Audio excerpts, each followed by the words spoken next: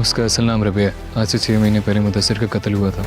कि जिस रात वो गायब हुई उस रात कोई संगीन हादसा हुआ है। होना चाहिए सरलन, मैं इतनी आसानी से इतनी बड़ी बात पी गया।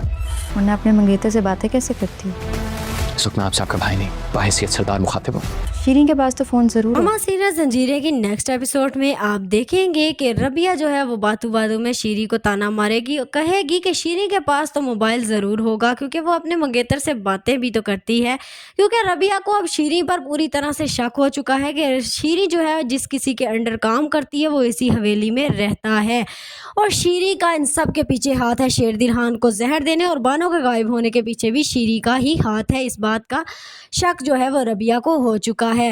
दूसरी तरफ आप देखेंगे कि सरहाब लालो को इस बात का पता चल चुका है कि ज़रबाला का असल नाम जो है ज़रमाला का असल नाम जो है वो रबिया है, और रबिया का शोहर मुदस्सर जो है उसका कत्ल तोसम खान ने 6 माह पहले किया था।